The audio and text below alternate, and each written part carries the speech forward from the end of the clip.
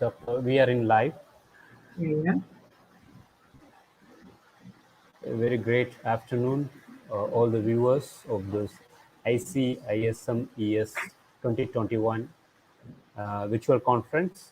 Once again, I would like to welcome you all for the great platform for this conference.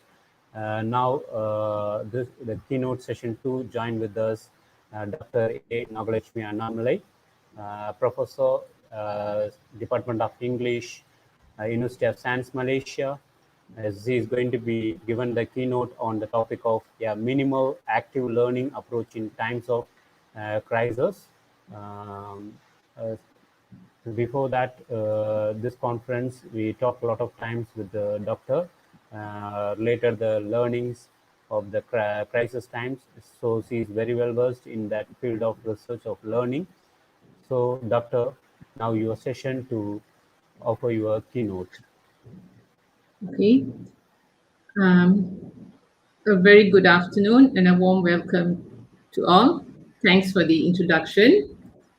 Before I start my presentation, I would like to take this opportunity to thank St.John the Baptist University for inviting me. And also a special thanks to the conference committee members for their hard work and planning and making this event a successful one.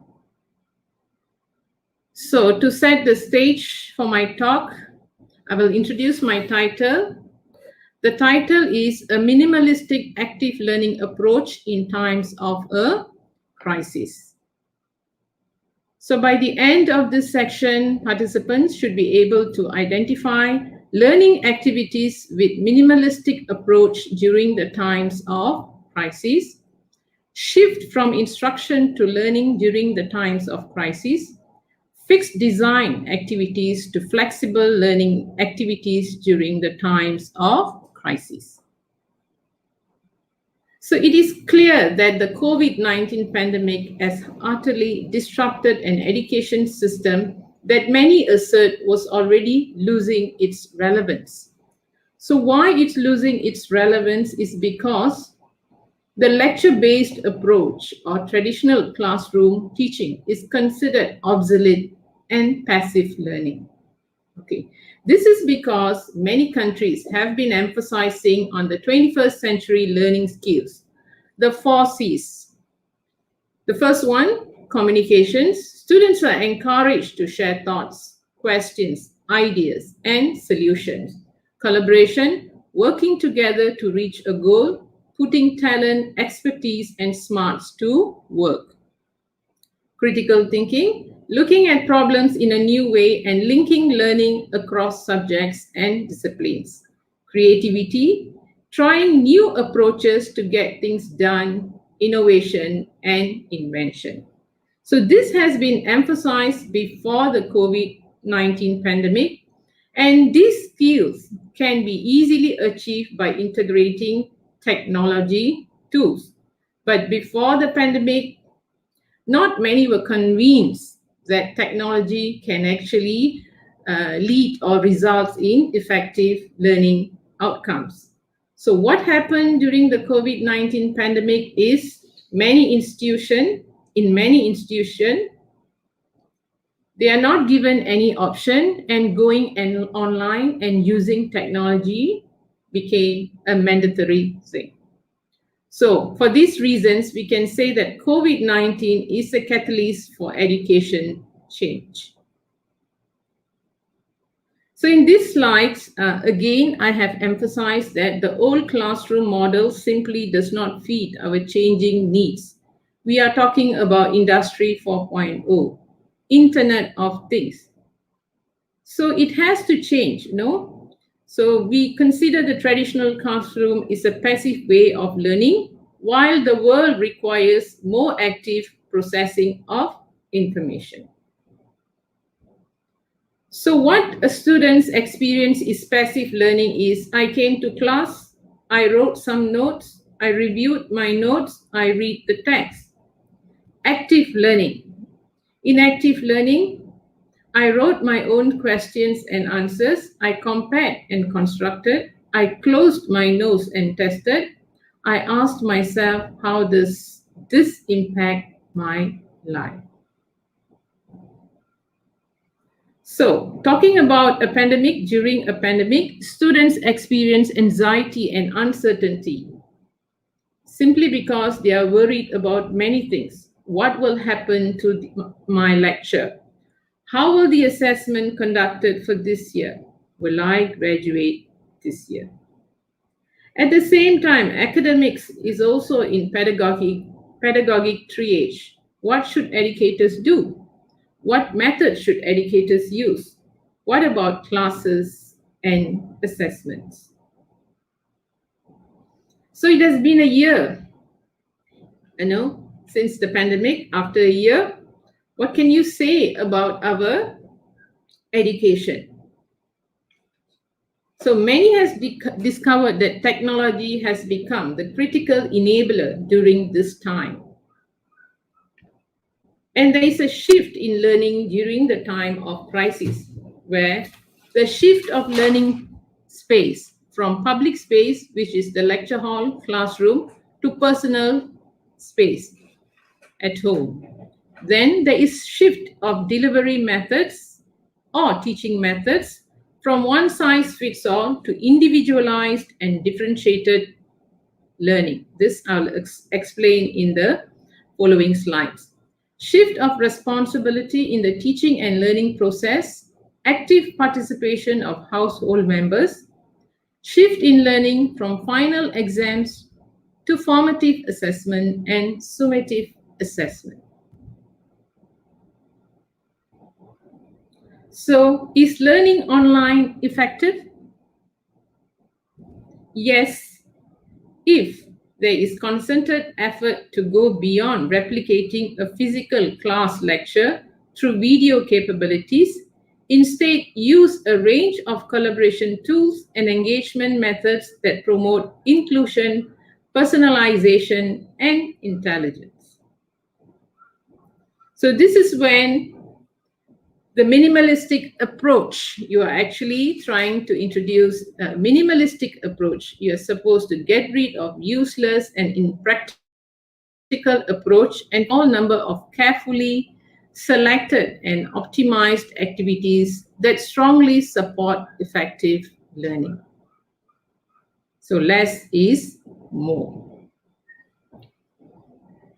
So the first thing, in order for you to have your learning activities during a crisis or a pandemic, you have to understand the students' ability to access information. Whether do they have a computer? Do they have a smartphone? Do they have internet connection, Wi-Fi, or no computer? Okay. If they own a computer, you can always have a asynchronous discussion. That means delayed discussion, where you can send them assignments, title, task. You can give them a task, and you might have a reply later from them.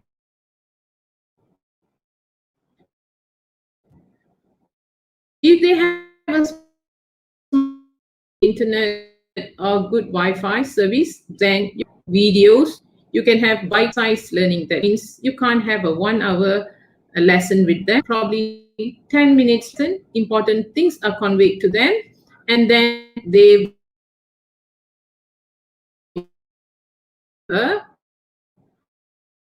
discuss or for. So in places where there's no computer, what happened in some areas in Malaysia, the student. So now, in order to have whatever lessons, you have to identify the approach. That means you have to understand, can students do work on computers and telephones? What learning activities can be shifted to asynchronous discussion? Is video really necessary for the lectures? How can I share my material without placing or downloading? So you have to shift your thinking, whether how quickly we can expect our students to respond when interacting with us or each other. And the high bandwidth, whether they have newer technologies, fast, reliable internet, access at home, and unlimited data plans. So basically, you have 4 quadrants, which I actually elaborated just now. Okay, the first quadrant, you can have discussion boards with text, images, reading with text, images, or email. This is called as unappreciated workhorses. Then you go on to the second quadrant. If you notice that, you have students who have a smartphone or a computer, and you can have collaborative documents, group chat, and messaging if they have a smartphone. And this is called as practical immediacy. And audio and video on demand, this you can have pre-recorded video, asynchronous discussion with video, asynchronous discussion with audio, and pre-recorded audio. And the last one, natural conversation at a cost. This takes place when you have good Wi-Fi, good smartphone or a laptop. You can have video conferences like what we are experiencing right now, and also audio conferences. Okay, there's a question here. In which quadrant can you integrate active or effective learning approach? Which quadrant? 1, 2, 3, 4, or all? Okay, the answer is all. Okay, you can have effective active learning approach in all the quadrant, depends on how you are going to plan your teaching activities. So I'm going to introduce this model, this community of inquiry model. Many might be familiar with this online model. It talks about 3 presences, that is cognitive presence. Cognitive presence is related to developing learning activities that are engaging and challenging, encouraging learners to reflect on their learning. Teaching presence demand the teacher to facilitate students' discussion and communicate effective learning outcomes. Social presence, you have to share social information, for example, like humor, emotions, and self-disclosure. This is very important during a tragic situation or a pandemic because students are going through a number of problems. So this is elaboration on the cognitive presence, the ability for the online community to construct meaning through sustained reflection and discourses. So here, teachers have to develop learning activity that is challenging and require higher order thinking. I will explain this with examples in following slides. Encourage learners to reflect on their learning. Encourage learners to apply what they are learning to other situations. Encourage experimentation. Next, social presence. Ability of the online community to communicate and develop interpersonal relations with each other and to feel they are being part of the community. Yeah, social presence is something that you taught, you arouse their interest, You have eye-breaking activities, self-introduction. And then you address students in the discussion by name. Show that they are valued. Create online profile and share personal information like hobbies, families, work.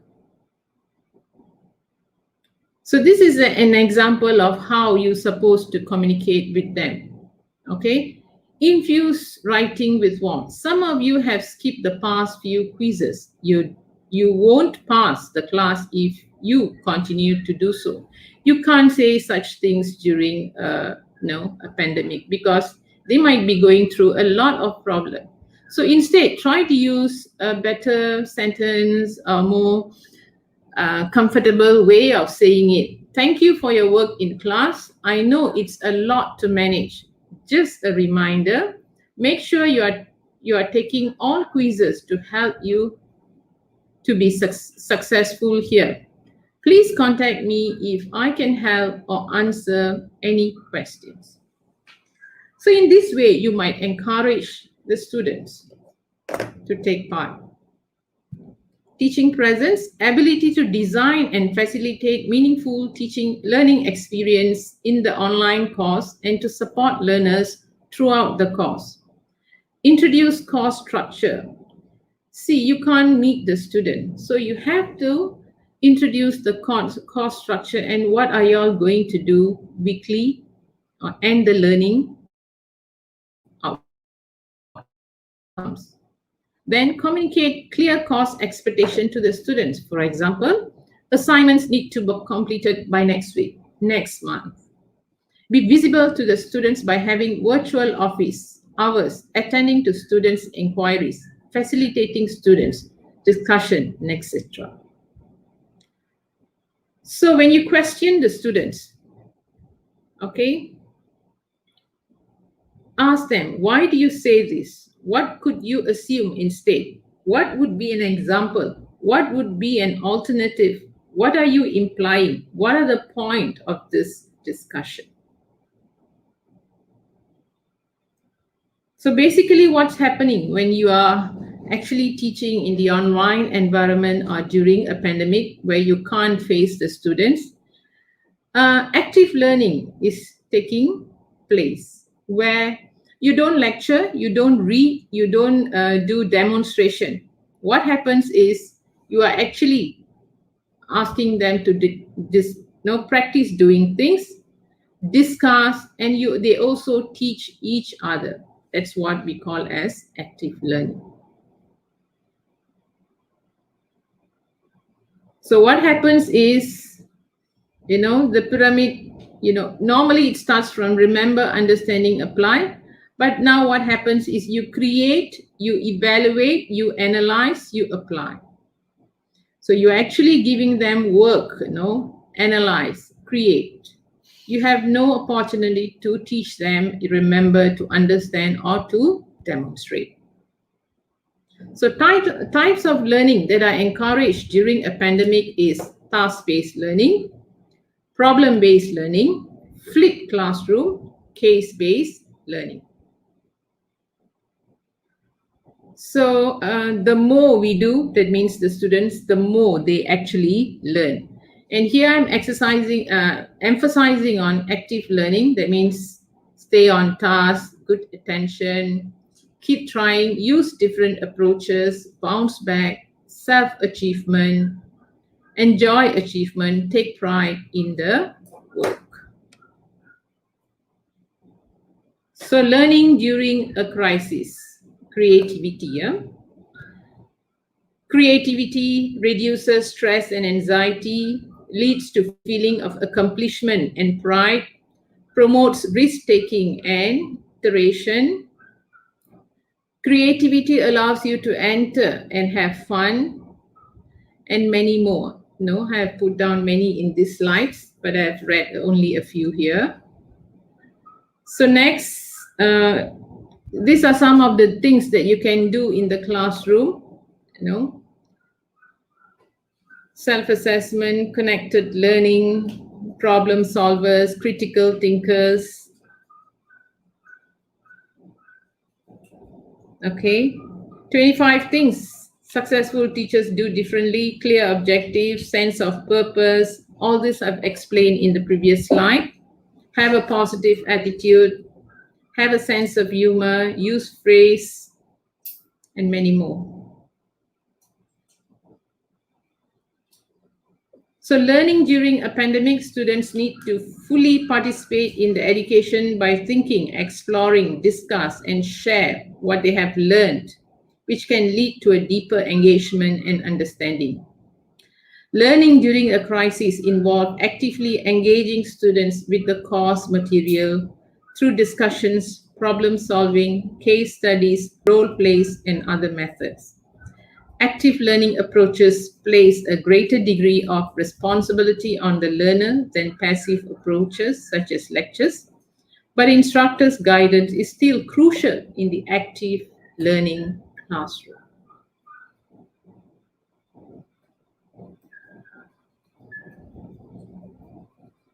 So these are some of the things which I've explained.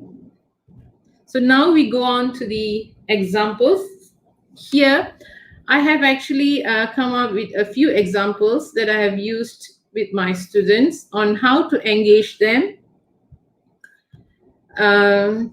during the pandemic. So you can use movies. Okay, this I have actually Googled for this movie, The Boy Who Harnessed the Wind. Okay, I'm sure you're familiar with this movie. So what can you do with this movie? If you are a teacher, you can set many tasks from this movie. So this is some of the things that I've done with my with my students. But I've not used this movie. I have used movies based on the Malaysian setting. Since I am presenting this keynote in Malawi, that's why I have actually took this example. You're going to direct the movie The Boy Who Has Harnessed the Wind with the same storyline, but with different cast type and cast process. Identify the cast from your university, justify why they were chosen. That means you are going to choose the actor, actress, and tell why these people are chosen from the university. So this you can do for teaching of English, writing, narrative writing, formative writing, descriptive writing. This can be done, okay? Let's say if the movie is The Boy Who Harnessed the Wind is taken in 2050. How will the setting be illustrated on possibilities of future environment, technology, etc.? So you can use, how is the setting? What is the future technology used in 2050? So you can also ask them to watch the movie, write a synopsis of the movie, create comic strips. After the movie, you can ask them to make comic strips. Your assignments and tasks have to be interesting during this time. This is where they learn how to construct sentences, finding important information. And you can also give them to illustrate ideas and examples on how about determination, love, hard work from the story. Okay. So the next one is also a movie. If you want to teach some theories, many people will be familiar with Vygotsky's theory or social constructivism theory. And this is a Tamil movie, Bigil. Okay. If at all you are going to teach theories, constructivism theory, okay, so you can ask someone to watch this movie and say, what are the social constructivism ideas that are evident in this movie? Explain and illustrate with examples. So you ask them to watch the movie and ask them to show what are the evidence of the social constructivism theory. Okay, and what are the concepts that are not evident in the movie? Okay, there are a number of things that Vygotsky's social constructivism theory has said. So not all these concepts or principles is evident in the movie. So they have to watch the whole movie and list down what is not there. By doing so, they will be actually reading the theory in detail. So this is what we call as higher order thinking, analyzing and creating. So next, cognitive constructivism. If you want to teach them cognitive constructivism, you can just put this picture and tell them to describe each stage, what happens. Okay, storytelling. Okay, a lot of my examples are in English language teaching because I'm an English language lecturer. So introduce a topic and ask your students to create a 4 to 5 panel comic strips that discusses the issue. Ask your students to create a narrative storyline that is coherent and encourage them to write dialogue that uses natural speech patterns. You can ask them to draw their own panels or use resources that they find online. So this is the same examples on comic strips. Same here. You can ask them to create a rational clause based on the picture.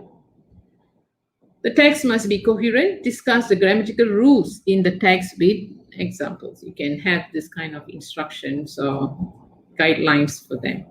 So this is again comic strips. I have a number of examples about pollution. Okay, then you can ask them to develop an English app, design an app for the English language learners, provide the information, features that need to be integrated before the app is developed, justify why such features need to be integrated in the app. Okay, this is also for teaching of writing. Okay, role play.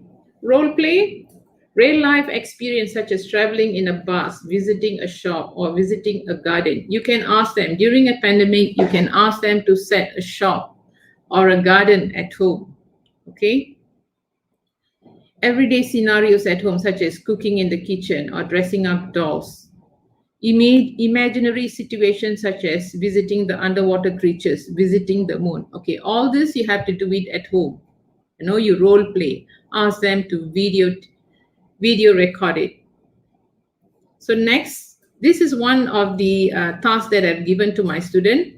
Select the Google apps and describe how you're going to use them to collect data to set up a cafe. I also gave them to set up, to plan a birthday party for their friends. Okay, they are supposed to use all these apps and they have to tell me how they have used this app to collect data. You can even do it for a research, for a paper, how they actually use all this to collect data. So these are some of the examples. For essay writing, you can use Google Earth 3D. Google Earth is 3D representation of Earth based on satellite, allowing users to see cities and landscapes from various angles. So you can ask them to go to their favorite city, ask them to write an essay on their favorite city, or you can ask them to write about the direction to reach their favorite city. Go to your parents' hometown, you can ask them to write about direction, landmarks, and historical imagery. So a wall of text can be dry and demotivating for students. There is no vocal intonation or facial expressions. Therefore, whatever activities that you are doing with them have to be interesting. So students work hardest for teachers they like and respect. When I am asked, how do I get the students to like me? My immediate response is like and respect them first. So that's all from me. Thank you very much.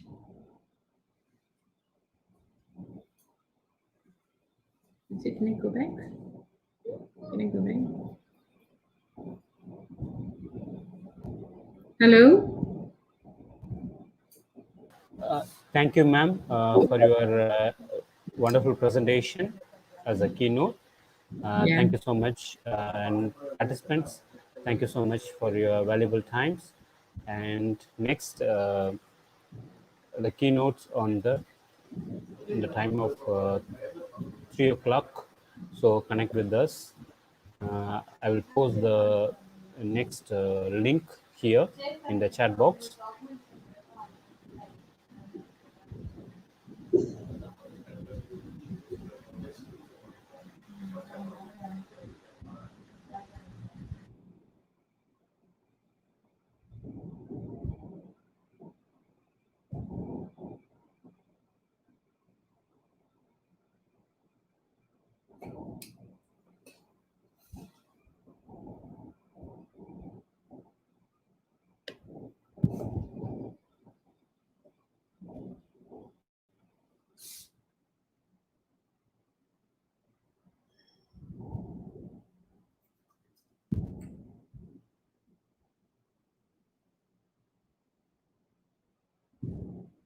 So, Doctor?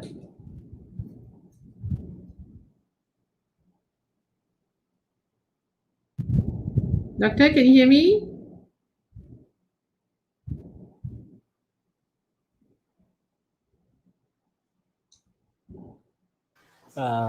Dear participants, your next keynote session 3 on the time of 1 p.m. Sorry for the wrong communications. So I pasted the link in the chat box. Kindly connect with us. Thank you, Doctor, for your wonderful presentation and your patience. Thank you so much. Okay, okay. Yeah, Thank thank you. you.